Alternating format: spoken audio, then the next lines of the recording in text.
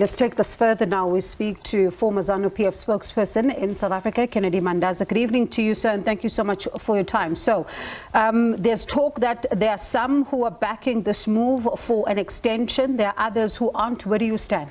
Thank you very much for the opportunity to clarify what Jelas was saying. To start with, the president has been very equivocal in terms of his wishes. However, when we go back to the national conference that took place last year, it came up with resolution number 1, which sought for the extension of the president's term up to 2030. And that resolution is still there, and it is the basis upon which the discussion or the discourse that is currently taking place within the party is based. It is based on that particular resolution. And anything else that is going to ensue with regards to whether the president's term of office is going to be extended or not is determined by the discussions that are currently going on.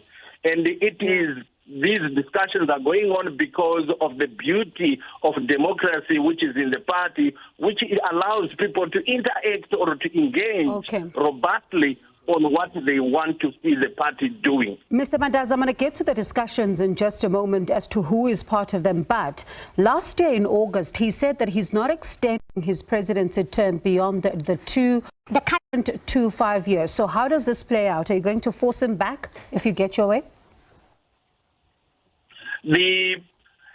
Like what the Secretary for Legal Affairs said, in order for this particular resolution to go on, the president must accept. And so far, the president has not said in public. Anything. Pardon me. The question is in public. In August, he said he does not back this, and he thinks it's mischievous. That's what he said in public. So, if you're saying that it all hinges on him agreeing, how does it work then if he's publicly said it's mischievous?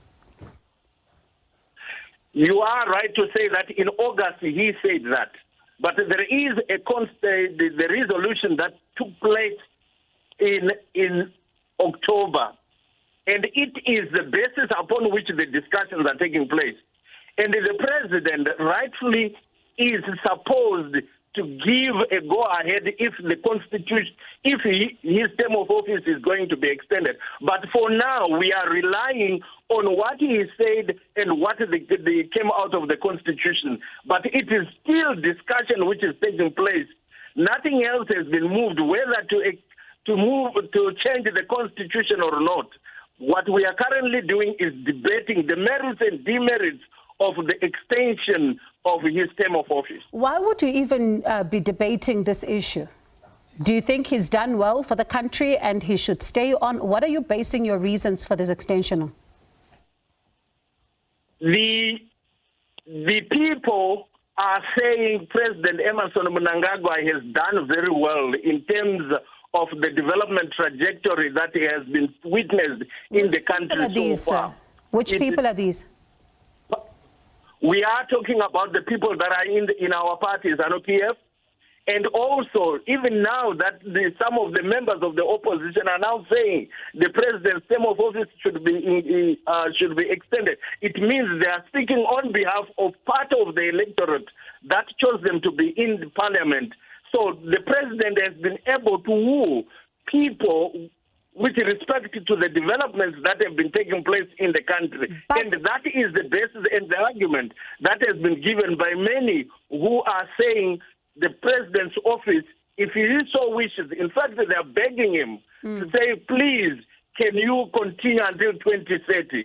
But like I've already indicated, it's discussions that is currently still taking place in the party. Mr. Mandaza, there is, of course, the view that you just heard right now from Jealousy that these particular opposition parties are a creation, his own creation, and that's the president. I remember at some point there were questions that were being raised about this, Mr. Songezo Chabangu, as to how exactly was he even the leader of the official opposition. And now there are some meetings as well that Jealousy says they were being held with some opposition parties that are a creation of the president, and thus kind of signaling that he himself is pushing to stay in power. So, can you safely say these are opposition parties truly?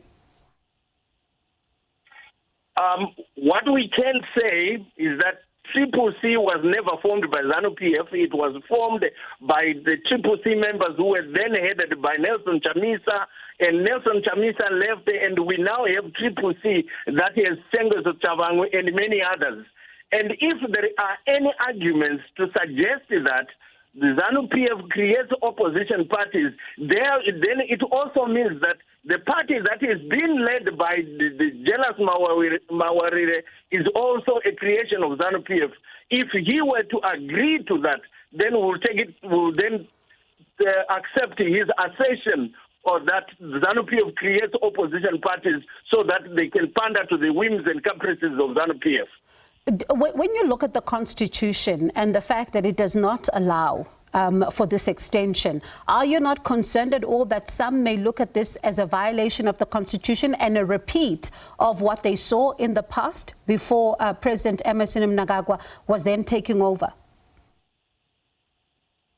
The current discourse that is taking place is making sure that all what needs to be attended to have been attended to the letter, because we are so much aware of the constitutional provisions that are there, together with the referendums that needs to be taken. And we are people, when they discuss this, they're interrogating the feasibility of this happening, and it rests on the shoulders of the parliamentarians to make sure that if ever it is possible to go through the motions as is expected whenever an act of parliament or part of the constitution is being changed. All right, let's talk when then you're done deliberating. I'm keen to hear the finality of this particular one, as probably are many who are watching this particular story unfold, to see what decision then are you able to reach and how does it all play out given some of the dynamics here. But appreciate your time. That was the former ZANU-PF spokesperson in South Africa, Kennedy Mandaza.